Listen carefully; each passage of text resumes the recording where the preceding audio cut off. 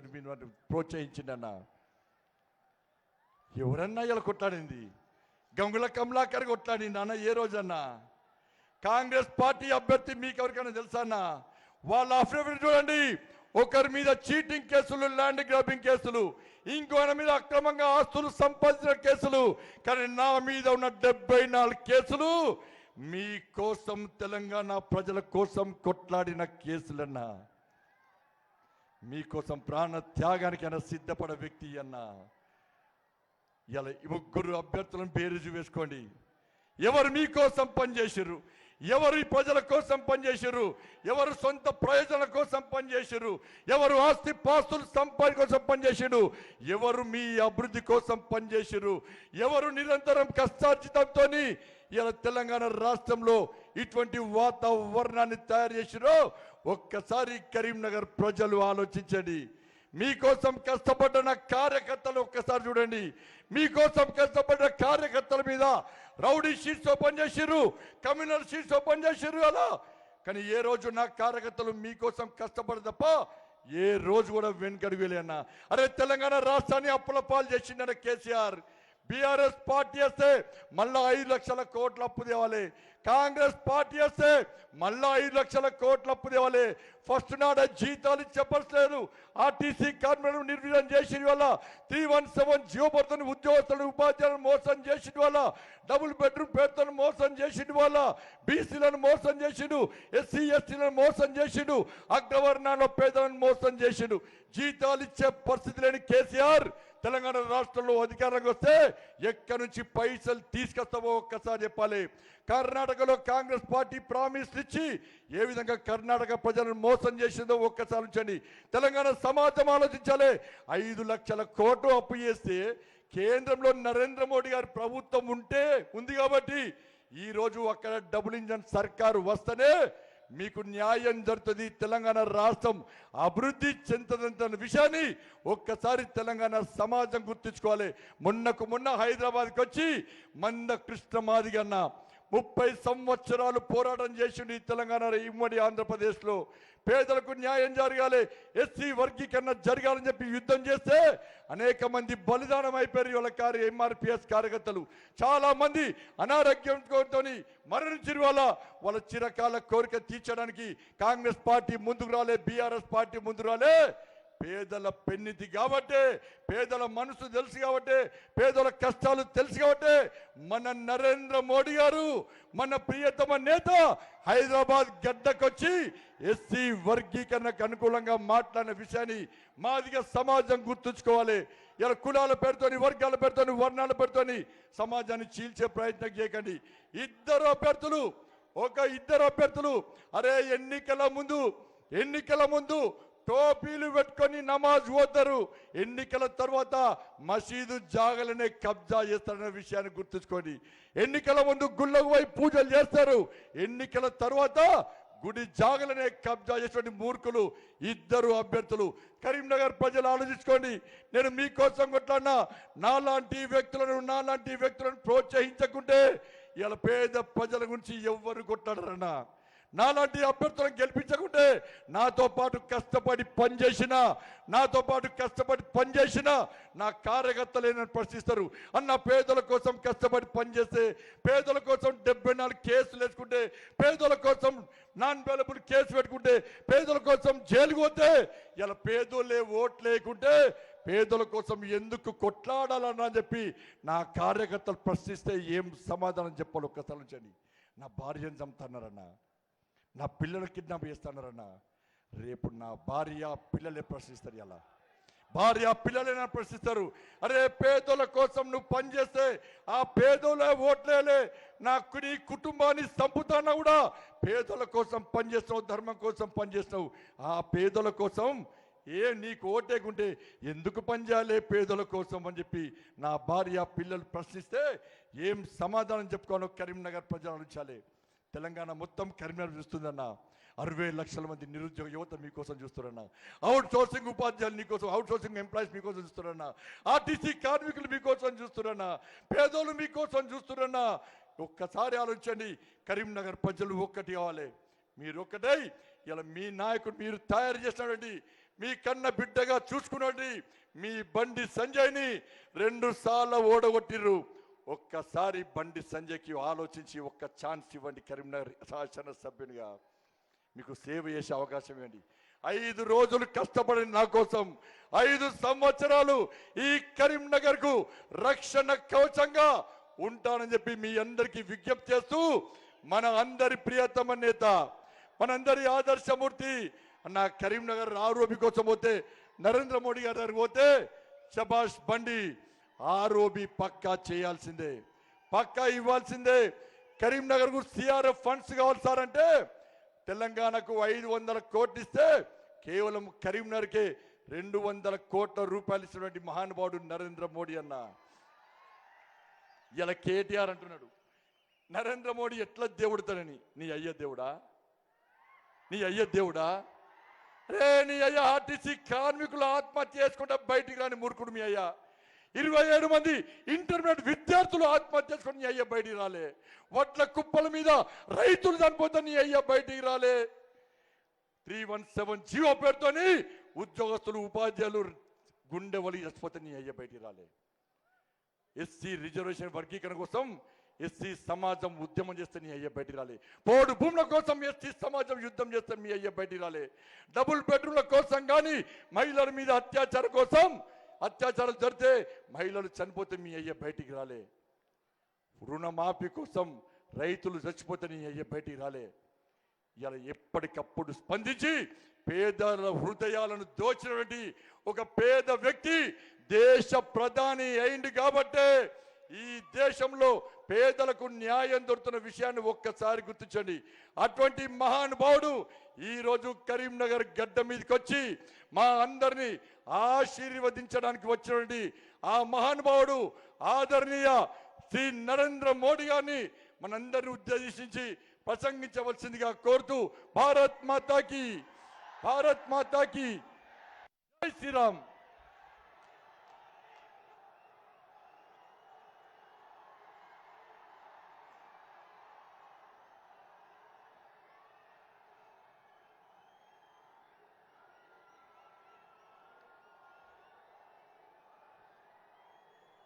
भारत माता की,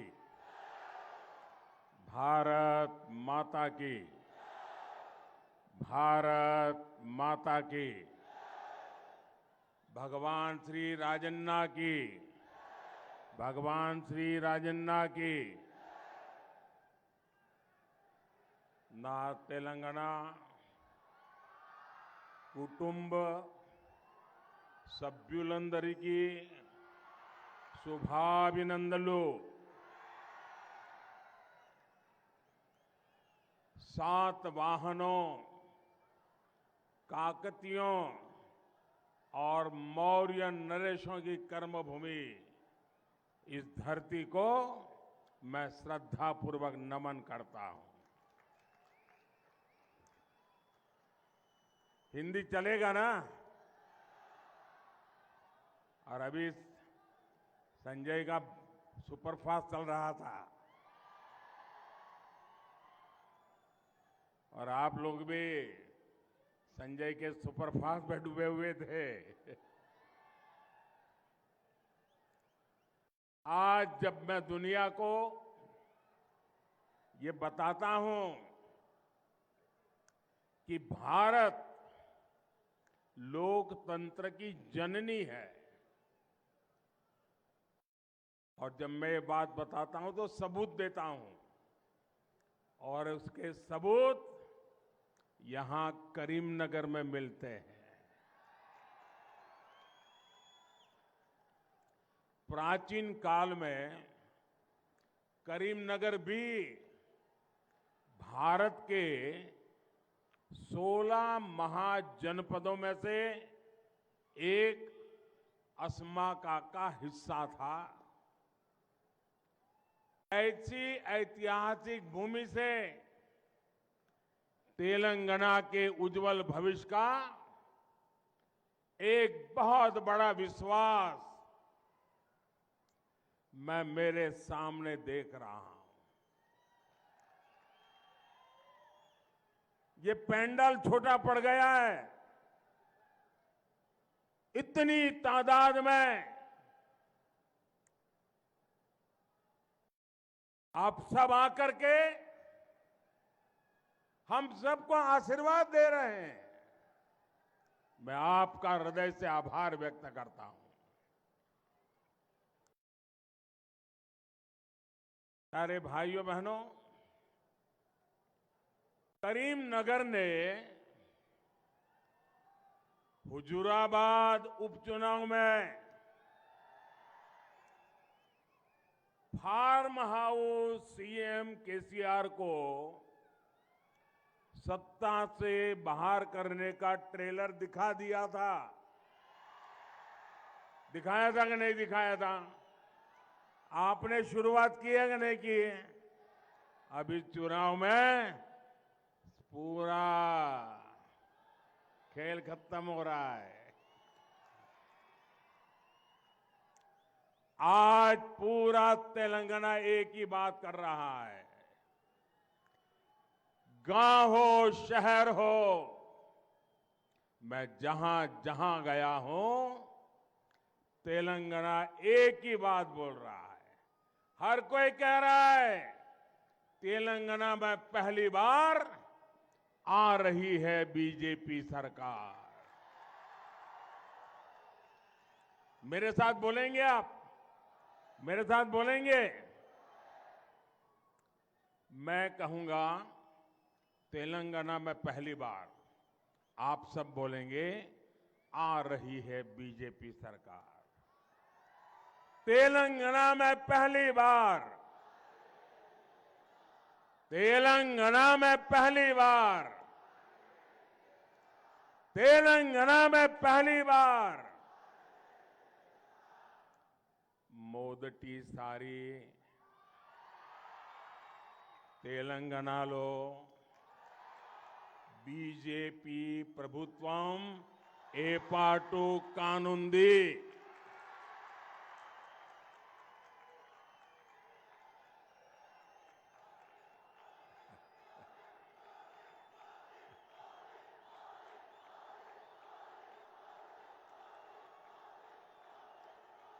और बीजेपी ने आपसे वायदा किया है, बीजेपी सरकार में पहला सीएम बीसी समाज से ही होगा। ना कुटुंब सभ्युलारा, आने वाले 5 साल तेलंगाना के विकास के लिए बहुत जरूरी है। इन 5 वर्षों में तेलंगाना का राज्य, आज तेलंगाना की उम्र है 10 साल, ठीक है? 10 साल हो गए ना? अब 5 साल के बाद 15 साल हो जाएंगे। अब घर में बेटा या बेटी जब 10 साल के हो जाते हैं तो माँ बाप क्या सोचते हैं? भाई अब उसके दोस्त अच्छे हो, उसकी स्कूल अच्छी हो, उसके टीचर अच्छे हो, उसकी पढ़ाई लिखाई अच्छी हो, उसका बातचीत करने का तरीका अच्छा हो। ये सब करते हैं कि नहीं करते हैं? और डगर डगर पे मां बच्चों को बताती है कि देख भाई, अब तू 10 साल का हो गया, 11 साल का हो गया, 13 साल का हो गया, अब जरा कुछ जीवन के लिए, अच्छी पढ़ाई के लिए तैयारी करो, यहीं से जीवन शुरू होने वाला है। कहते हैं कि नहीं कहते हैं? हर परिवार में बेटा या बेटी 10 साल के हो जाए तो 5 साल मां बाप बड़े महत्वपूर्ण मानते हैं। वैसे ही तेलंगाना के 10 साल हो रहे हैं और इसलिए ये 10 से 15 साल का जो समय है ना, ये बहुत ही महत्वपूर्ण है। ये 5 साल तय करेंगे कि तेलंगाना हिंदुस्तान में नंबर 1 कैसे बनेगा। और इसलिए भाइयों बहनों, ये ऐसी उम्र है तेलंगाना की कि अब हम कोई प्रयोग नहीं कर सकते, कोई गलती नहीं कर सकते। हम तेलंगाना को उसके नसीब पर नहीं छोड़ सकते। अब तो हमें हमारे सपनों का तेलंगाना बना के रहना है। और इसके लिए तेलंगाना को बीजेपी सरकार की बहुत जरूरत है। साथियों, बीजेपी सरकार के लिए सबसे बड़ी प्राथमिकता देश का विकास है, देश के हर राज्य का विकास है। आज जब लोग कहते हैं कि राष्ट्रहित में वोट दिया, अगर किसी को पूछा, ये टीवी वाले वोट देने के बाद लोगों को पूछते हैं किसको वोट दिया, पूछते हैं ना। ये तेलंगाना में भी लोग चल पड़ेंगे 30 तारीख को। और लोग जब कहते हैं, कुछ लोग हैं बताते नहीं है, इतना ही कहते मैंने तो राष्ट्रहित में वोट दिया। जैसे ही वो कहता है राष्ट्रहित में वोट दिया, तो पत्रकार भी समझ जाता है ये बीजेपी वाला लगता है। आज जब लोग कहते हैं कि विकास के लिए वोट दिया, तो सुनने वाले समझ जाते हैं कि बीजेपी को वोट दिया है। आज जब कोई कहता है कि देश का गौरव बढ़ाने के लिए वोट दिया, तो सामान्य मानवी भी समझ जाता है कि तो बीजेपी को वोट देकर के आया है। जब जनहित की बात होती है, गरीब कल्याण की गारंटी की बात होती है, तब भी एक ही नाम सामने आता है, बीजेपी। बीजेपी बीजेपी पर यही विश्वास आज तेलंगाना के भी कोने कोने में दिखाई दे रहा है। मैं जहां गया हूं, मैं परिवर्तन की हवा देख रहा हूं, मैं लोगों का मिजाज देख रहा हूं। अब यहां बदलाव निश्चित है। लोगों ने यह भी तय किया है, बीआरएस को भगाएंगे, कांग्रेस को आने नहीं देंगे। ना कुटुंब सभ्युलारा, बीजेपी से अलग कांग्रेस और केसीआर ने आपको धोखा देने का कोई मौका छोड़ा नहीं है। जब कोई भ्रष्टाचार का नाम लेता है, परिवारवाद का नाम लेता है, तुष्टीकरण का नाम लेता है, तो तुरंत आपको कौन दिखाई देता है? बीआरएस दिखती है, या तो कांग्रेस दिखती है, या तो दोनों दिखते हैं। कांग्रेस के विधायकों की तो कोई गारंटी नहीं है, क्योंकि ये कब बीआरएस में चले जाएं, इसका कोई ठिकाना नहीं। सारा बिकाऊ माल बाजार में है। इसलिए कोई भी तेलंगाना में कांग्रेस को वोट देगा, क्योंकि लोग जानते हैं कांग्रेस को वोट देने का मतलब है कि केसीआर को दोबारा लाने का रास्ता खोल देना। कांग्रेस को वोट यानी केसीआर की सरकार फिर से आने की संभावना। और इसलिए अगर आप केसीआर नहीं चाहते हैं, तो कांग्रेस को भी गलती से वोट मत देना, वरना वो पीछे से घुस जाएंगे। सत्ता से बाहर करने के लिए एक ही तरीका है, एक ही जड़ी बूटी है, एक ही उपाय है, कमल का बटन दबाना। बीजेपी की जीत और बीजेपी का सीएम ना कुटुंब सभ्युलारा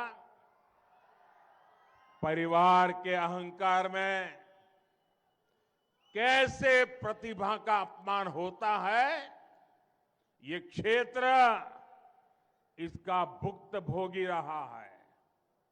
इस मिट्टी ने देश को पीवी नरसिम्हा राव जी के रूप में एक प्रधानमंत्री दिए, लेकिन कांग्रेस के शाही परिवार उनको पसंद नहीं आया और उनका कदम कदम पर अपमान किया। यही नहीं, राव साहब के निधन के बाद भी सरेआम कांग्रेस के शाही परिवार ने नरसिम्हा राव जी का अपमान करने का एक भी मौका जाने नहीं दिया। ये परिवारवादी सिर्फ और सिर्फ अपने ही बच्चों की सोचते हैं, आपके बच्चों की उनको चिंता नहीं है।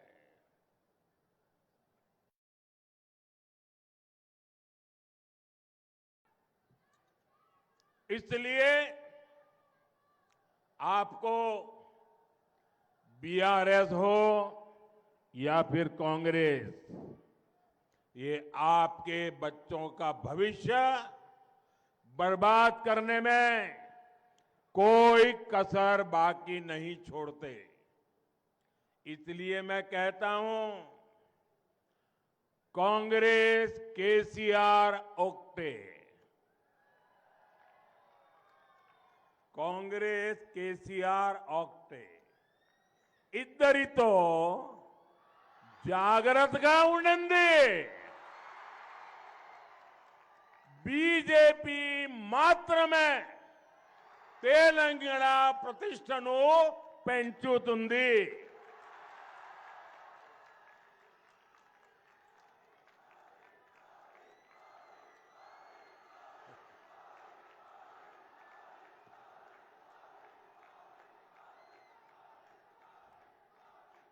నా కుటుంబ సభ్యులారా, परिवारवादी पार्टियां कानून व्यवस्था को भी बर्बाद कर देती है। जब तक कांग्रेस सत्ता में थी, तब तक आए दिन बम धमाके होते थे। कांग्रेस आज भी जहां सत्ता में है, वहां पीएफआई जैसे आतंकी संगठनों को बढ़ावा मिलता है। करीमनगर सहित देश के एक बहुत बड़े हिस्से को नक्सली हिंसा में झोंक दिया गया था। बीजेपी ने आतंकवाद और नक्सलवाद पर करारी चोट की। बीजेपी ने नक्सली हिंसा पर काबू करके जो माहौल बनाया, उसका लाभ कोई अच्छी सरकार ले सकती थी, लेकिन परिवारवाद की भलाई में डूबे केसीआर इसका भी फायदा तेलंगाना को नहीं करा पाए। पूरे तेलंगाना के लोग जानते हैं कि कैसे बीआरएस ने यहां की कानून व्यवस्था को बर्बाद कर दिया है। ना कुटुंब सभ्युलारा, बीजेपी की केंद्र सरकार का प्रयास पूरे तेलंगाना के संतुलित विकास का रहा है। करीमनगर में स्मार्ट सिटी प्रोजेक्ट के लिए मोदी सरकार ने फंड स्वीकृत किया, लेकिन केसीआर सरकार ने इस प्रोजेक्ट में भी जमकर के रोड़े अटकाए। केसीआर करीमनगर को लंदन बनाने के झूठे वादे करते हैं, याद है ना? और बीजेपी करीमनगर को विकास की नई ऊंचाई पर ले जाएगी। यहां का जो प्राचीन गौरव है उसको फिर से स्थापित करेगी। ना कुटुंब सभ्युलारा, ये क्षेत्र धान का कटोरा कहा जाता है, लेकिन केसीआर ने किसानों को पानी देने के नाम पर भी करोड़ों का भ्रष्टाचार किया। कालेश्वरम प्रोजेक्ट के साथ क्या क्या हुआ, ये आज सिर्फ तेलंगाना नहीं, पूरा देश जानता है। जिस बीआरएस ने आपके पानी को लूटा है, उसे सजा मिलनी चाहिए कि नहीं मिलनी चाहिए? उसे सजा मिलनी चाहिए कि नहीं मिलनी चाहिए? पूरी ताकत से बताइए, सजा मिलनी चाहिए कि नहीं मिलनी चाहिए? उसकी विदाई होनी चाहिए कि नहीं होनी चाहिए?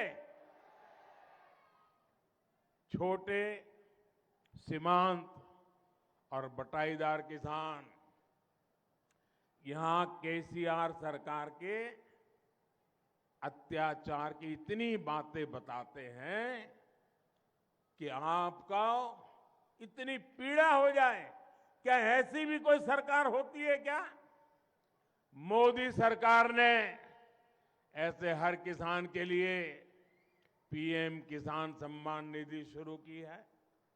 बीजेपी सरकार यहां के किसानों से बॉइल्ड राइस भी खरीदेगी और पैडी के भी बेहतर दाम देगी। गोदावरी नदी में नए बांधों और बैराजों के निर्माण का जो रोड मैप बीजेपी ने रखा है, वो भी आपके उज्जवल भविष्य की गारंटी है। ना कुटुंब सभ्युलारा, करीमनगर को फिलिग्री आर्ट के लिए जाना जाता है। फिलिग्री आर्ट के लिए जाना जाता है, और मैंने मन की बात में इसकी चर्चा भी की थी। यहां के सोने और चांदी के कुशल कारीगरों की सब दूर वाहवाही होती है। हमारी ऐसी ही कला और ऐसी ही कारीगरों के लिए हम पीएम विश्वकर्मा योजना लेकर आए हैं। इसके तहत जो हमारे फिलिग्री आर्ट के कारीगर हैं, उनको आधुनिक ट्रेनिंग भी मिलेगी, आधुनिक औजार, आधुनिक टूल्स भी मिलेंगे, और अपने बिजनेस को बढ़ाने के लिए लाखों रुपयों का बिना गारंटी ऋण भी मिलेगा। बीजेपी करीमनगर को सिल्वर सिटी के रूप में पूरी दुनिया में गौरव दिलाने के लिए ईमानदारी से काम करेगी। यहां करीमनगर के में बुनकर समुदाय के हितों को भी बीजेपी सरकार सर्वोच्च प्राथमिकता देगी। और जब मैं वोकल फॉर लोकल की बात करता हूं, तो मैं करीमनगर के कारीगरों की भलाई के लिए कहता हूं। ना कुटुंब सभ्युलारा, तेलंगाना को न बीआरएस की सरकार चाहिए, न कांग्रेस की सरकार चाहिए। तेलंगाना को अपनी गारंटी पूरे करने वाली बीजेपी सरकार चाहिए। मोदी की गारंटी, मोदी की गारंटी सबको मुफ्त राशन देने की है। मोदी की गारंटी मुफ्त इलाज और सबको सस्ती दवाई देने की है। मोदी की गारंटी हर किसान को मदद और सिंचाई की सुविधा देने की है। मोदी की गारंटी करप्शन, परिवारवाद और तुष्टीकरण से मुक्ति की है। मोदी के लिए गरीबों का कल्याण सर्वोपरि है। एक तरफ फार्म हाउस सीएम केसीआर है और दूसरी तरफ आपका सेवक मोदी है। ये आपके केसीआर को इतने अंधविश्वासी है, किसी ने उनके कान में डाल दिया कि अगर मोदी की परछाई तुम पर पड़ेगी, अगर कहीं पर भी मोदी की परछाई भी तुम पर पड़ेगी, तो तुम्हारे सारे सपने चूर चूर हो जाएंगे। उस दिन से ये ऐसे अंधविश्वासी व्यक्ति उस दिन से वो मेरे से 50 फुट दूर रहते हैं। न एयरपोर्ट लेने आते हैं, न मीटिंग में आते हैं। किसी ने सुन के दिमाग में भर दिया है कि मोदी का शैडो, मोदी की परछाई अगर केसीआर पर पड़ गई तो उनके सारे सपने चूर चूर हो जाएंगे। ऐसे अंधविश्वासी लोग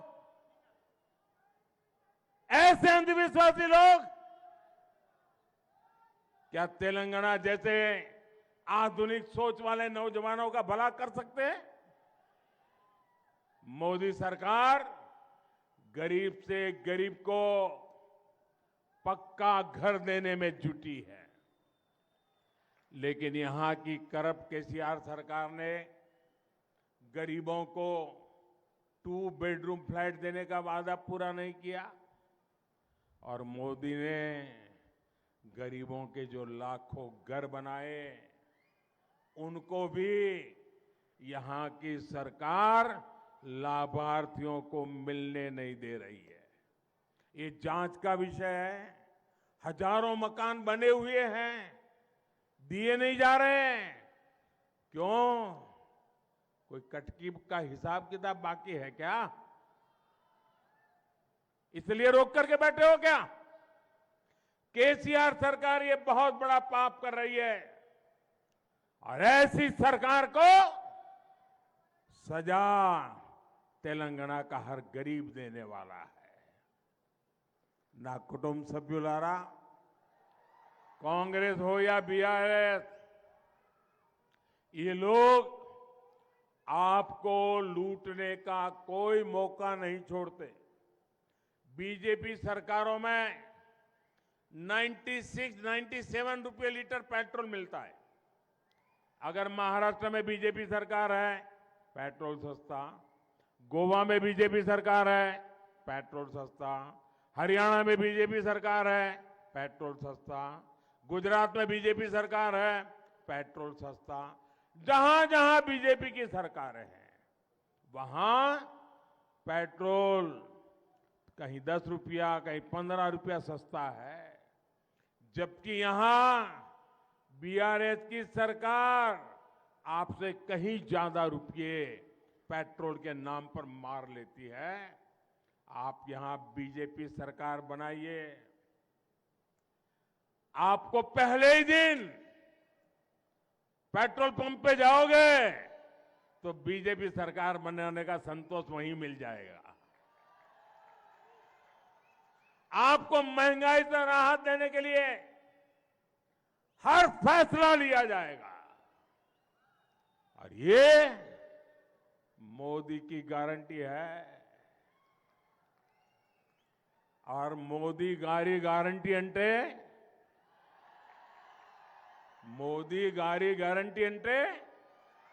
గ్యారంటీగా పూర్తి అయ్యే గ్యారంటీ।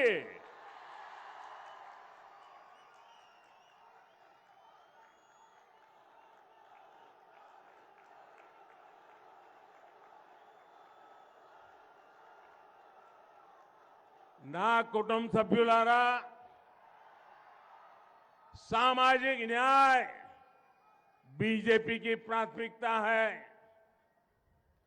सामाजिक न्यायम बीजेपी तोने साध्यम। इसलिए तेलंगाना को पहला बीसी समाज का सीएम देने का इसके लिए आपको वोट डालना है। मादिगा समुदाय को उनका हक मिले, इसके लिए वोट डालना है। एसटी समाज को सुरक्षा और सम्मान मिले, इसके लिए वोट डालना है। केसीआर ने तेलंगाना के लोगों को विश्वासघात दिया, गरीबी दी, मुश्किलें दी। क्या तेलंगाना का निर्माण केसीआर के परिवार को पालने के लिए हुआ था? क्या आप लोगों ने तेलंगाना इसलिए बनाया था कि केसीआर अपने नाते रिश्तेदारों को भ्रष्टाचार की खुली छूट दे सके? केसीआर ने बोला था, क्या क्या बातें की थी? केसीआर ने बोला था आपको देंगे निल्लो, निधुलो, नियमाकालो, पर आपको दिया क्या? उसने क्या दिया? कन्नीलो, मोसालो, निरुद्योगुलो। और इसलिए मेरे साथ बोलिए, बोलेंगे। मैं बोलूंगा फिर आपको बोलना है बीजेपी फॉर तेलंगाना। क्या बोलना है? क्या बोलना है? जरा हाथ ऊपर करके पूरी ताकत से बोलिए, क्या बोलना है? प्रति कोना ओक्तेगाना, बीजेपी फॉर तेलंगाना। आपको क्या बोलना है? प्रति कोना ओक्तेगाना, प्रति कोना ओक्तेगाना, प्रति कोने ओक्तेगाना। साथियों, तेलंगाना में बीआरएस की नाव डूबने वाली है और बीआरएस को भी ये एहसास हो चुका है कि 3 दिसंबर को उसका टिकट कट जाएगा। और देखिए, ये देखकर केसीआर के परिवार के लोगों ने भी, उसमें भी घर में बिखराव शुरू हो गया है। अपनी हार सामने देख केसीआर एक तरफ पूरी ताकत लगा रहे हैं कि जनता का आक्रोश थोड़ा ठंडा हो जाए, वहीं दूसरी तरफ केसीआर के रिश्तेदार अब बीआरएस को ही कोस रहे हैं। 3 दिसंबर के बाद तो ये लड़ाई और तेज होने वाली है।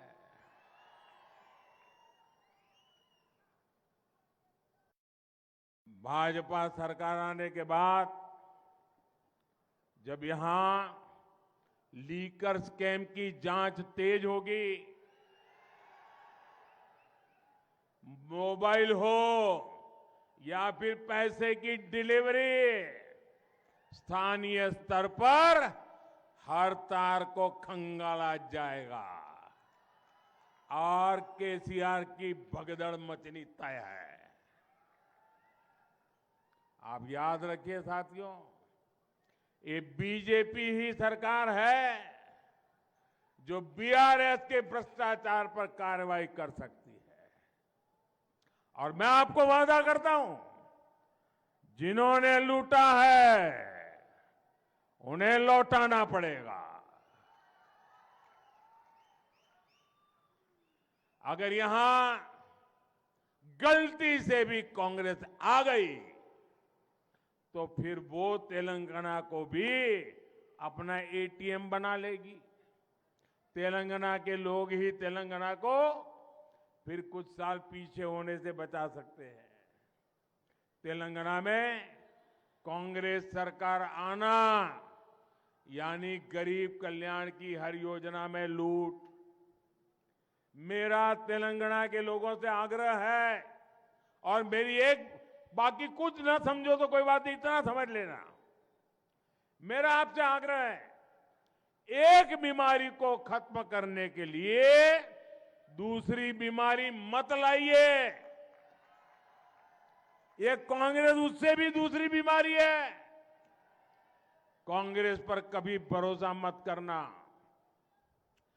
कांग्रेस का तो एजेंडा ही है, कांग्रेस आई तबाही लाई। पहले से विकास में इतना पिछड़ चुके तेलंगाना को कांग्रेस बर्बाद करने में कोई कोर कसर नहीं छोड़ेगी। आप बीजेपी पर भरोसा कीजिए, मोदी पे भरोसा कीजिए। आपने मेरे काम को देखा है। बीजेपी तेलंगाना के विकास के लिए हम दिन रात एक कर देंगे। बीजेपी तेलंगाना का इंफ्रास्ट्रक्चर सुधारेगी। बीजेपी तेलंगाना के नौजवानों को रोजगार देगी। बीजेपी तेलंगाना के छोटे किसानों की परेशानियां दूर करेगी। बीजेपी यहां की महिलाओं का जीवन आसान बनाएगी। बीजेपी यहां बीसी समाज से मुख्यमंत्री बनाएगी। बीजेपी यहां मादी समाज को न्याय दिलाएगी। आपको पता ही है कि अगले साल होने जा रहे चुनाव में फिर एक बार देश की जनता ने मोदी की सेवाएं लेना तय कर लिया है। मुझे यहां भी बीजेपी सरकार का साथ मिलेगा तो तेलंगाना के लिए काम करने में मुझे भी बहुत मदद मिलेगी। इसलिए इस चुनाव में बीजेपी को जिताइए। यहां बीजेपी के हर उम्मीदवार को दिया आपका वोट मोदी को मजबूत बनाएगा। ना कुटुंब सभ्युलारा, आने वाले 5 साल तेलंगाना के विकास के लिए बहुत जरूरी है। डबल इंजन की सरकार तेलंगाना को विकास की नई ऊंचाई पर ले जाएगी। इसके लिए यहां बीजेपी आनी चाहिए। बीजेपी रावाली,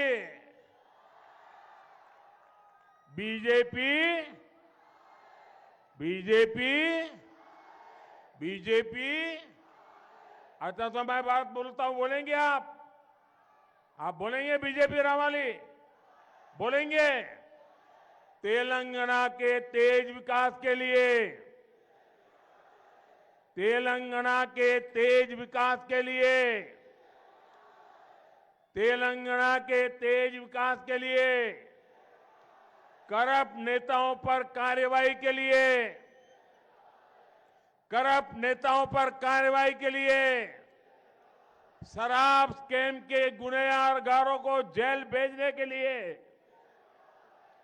शराब स्कैम के गुनहगारों को जेल भेजने के लिए, इरिगेशन स्कैम के दोषियों को जेल भेजने के लिए, इरिगेशन स्कैम के दोषियों को जेल भेजने के लिए, छोटे किसानों का कल्याण करने के लिए, छोटे किसानों का कल्याण करने के लिए, छोटे उद्यमियों की मदद के लिए, छोटे उद्यमियों की मदद के लिए, बुनकर समुदाय की मदद के लिए, बुनकर समुदाय की मदद के लिए, नौजवानों को रोजगार के नए अवसर देने के लिए, शहर हो या गांव, दोनों के संतुलित विकास के लिए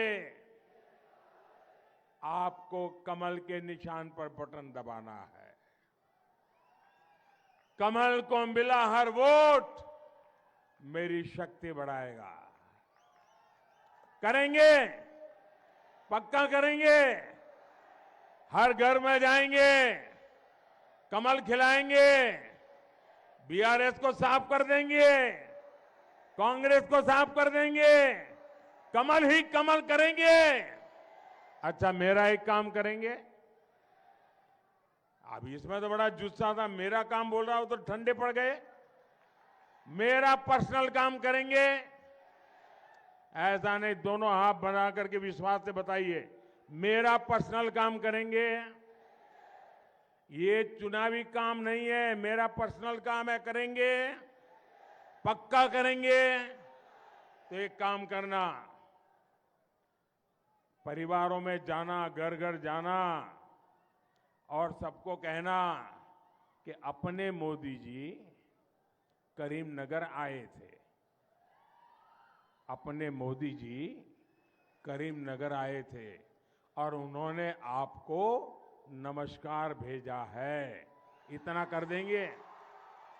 घर घर मेरा नमस्कार पहुंचा देंगे?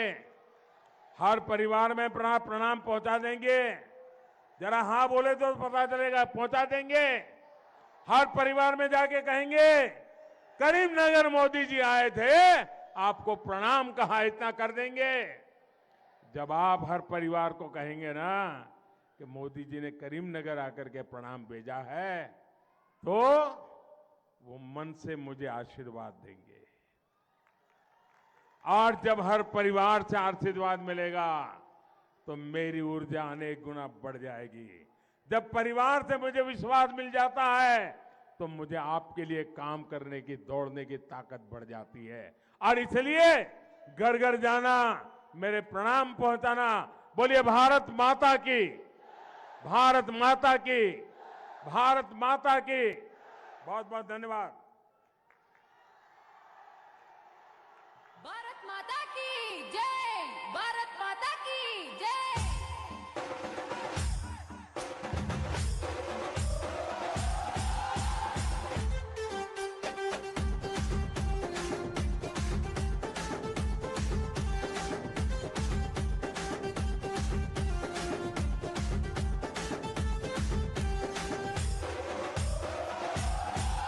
ఏ భరత మాత ముద్దు బిడ్డ నరేంద్ర మోదీ, యువతరమే నీ బిడ్డ నరేంద్ర మోదీ. ఢిల్లీ కోట గడ్డ మీద బీజేపీ జెండా, ఎదురు లేక ఎగిరే ప్రజల గుండెల నిండా.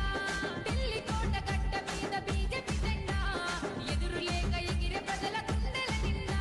ఏ భరత మాత ముద్దు బిడ్డ, భరత మాత ముద్దు, ఏ భరత మాత ముద్దు బిడ్డ నరేంద్ర మోదీ, యువతరమే నీ బిడ్డ నరేంద్ర మోదీ.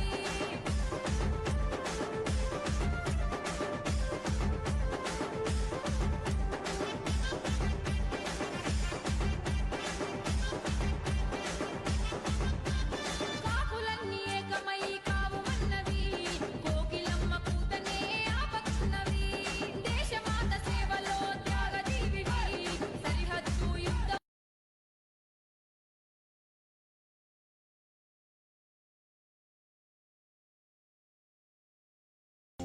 Kiss me,